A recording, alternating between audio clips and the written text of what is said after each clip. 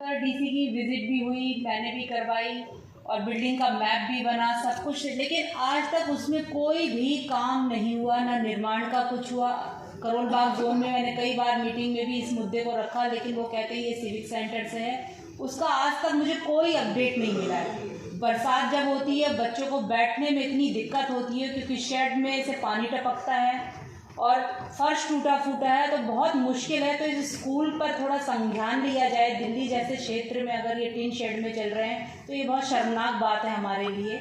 तो इस पर संज्ञान लिया जाए और मुझे इस पर अपडेट दी जाए कि अभी तक इस पर क्या कार्रवाई हुई है, क्योंकि अभी तक कोई अधिकारी जिससे भी पूछो उनको कुछ नहीं पता होता, यहाँ से वहाँ बोल देते उन्हें पता होगा। तो इस पर मुझे जानकारी दी जाए कि इस पर अब तक क्या काम हो और कब तक इसका निर्माण कार्य शुरू होगा।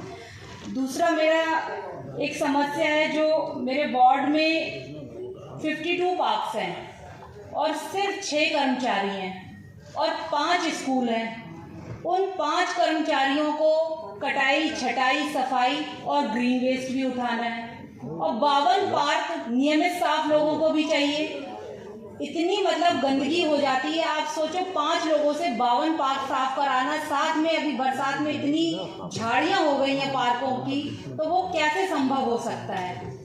तो मेरा अनुरोध है कि कर्मचारी हमें दिए जाएं ताकि हम अपने क्षेत्र निवासियों को साफ सुथरे पार्क दे सकें। और ये लगातार मैं पिछले कई वर्षों से 2 वर्षों से मैं लगातार वार्ड कमेटी में भी मैंने ये बात रखी है कि अगर परमानेंट नहीं दे पा रहे तो आप हमें कुछ दिन के लिए दें ताकि हम एक बार गहराई से सारे पार्कों की और स्कूलों की सफाई, क्योंकि अभी जैसे डेंगू, मलेरिया और चिकनगुनिया का ये टाइम चल रहा है, स्कूलों की झाड़ियाँ। अब बात चले जाइए, है ना, फिर सुन लीजिए, मैडम बोल रहे हैं बड़ी परेशान है वो, है ना। जिसको भी बोले, मैं सभी पार्षदों से, अधिकारियों से यही मेरी रिक्वेस्ट है, अगर आपकी कॉल कुछ ज़्यादा इंपॉर्टेंट है तो बात कर लीजिए, मुझे कोई दिक्कत नहीं, प्लीज़ बोलिए। स्कूलों में, पार्कों में जो झाड़ियाँ इतनी बढ़ गई हैं, उनकी अगर समय पे कटाई छटाई नहीं होगी तो मच्छरों को कैसे हम रोकथाम होगा। आप फॉगिंग भी करा लो तो वो ज़्यादा से ज़्यादा 1-2 घंटे के लिए ही वो टिक पाएगी, उससे ज़्यादा नहीं है। तो मेरा अनुरोध है कि हमें कर्मचारी दें ताकि हम अपने वार्ड के पार्कों को साफ करा सकें। और एक मेरा पॉइंट है सर, मेरे वार्ड में एक पूसा रोड है जिसमें आए दिन वीआईपी मूवमेंट होती रहती है, तो जो मेरे वार्ड के सैनिटेशन के सारे कर्मचारी उस दिन उठाकर सारे बाहर रोड पे लगा दिए जाते हैं क्योंकि स्टाफ है नहीं, और अंदर जो जनता है वो त्रस्त हो जाती है। आप सुन नहीं रहे, हमें बार-बार आप 2 मिनट बाहर चले जाइए, क्या इशू है। मैं हर एक किसी को यही बुरा बनूंगा, सबको यही कहूँगा। अब वो बोल रहे हैं, आप उनकी बात सुनिए, नहीं सुन सकते तो बंद कर दीजिए। मेरे भी 50 फ़ोन, मेरे तो घर से भी फ़ोन आ रहे हैं, तो मैंने तो किसी का फ़ोन नहीं उठाया। घर से आगे मैडम की सुननी है तो उनको अच्छा नहीं लग रहा है। नहीं, ये इतना इम्पोर्टेंट नहीं है। हाउस तो हम बड़ी मुश्किल से तो हाउस चल रहा है, लोगों की पीड़ा सुनिए आप। वो सुन नहीं जा पा रहे मेरे साथ। नहीं मैडम, बात चली जाए, मैं मना तो कर नहीं रहा, मैं तो रिक्वेस्ट कर रहा हूँ आपसे। हाँ बोलिए। तो सर मेरा ये अनुरोध है कि हमें सैनिटेशन का स्टाफ दिया जाए। जिस तरह वीआईपी मूवमेंट में सारा स्टाफ बाहर रोड पर क्लीनिंग में लग जाता है, सारे स्ट्रीट कैटल वगैरह सब हट जाते हैं, तो मेरे वार्ड की जनता भी डिजर्व करती है कि इतना साफ सुथरा जैसे वीआईपीज को हम माहौल देते हैं तो मेरे क्षेत्र की जनता को भी मिले।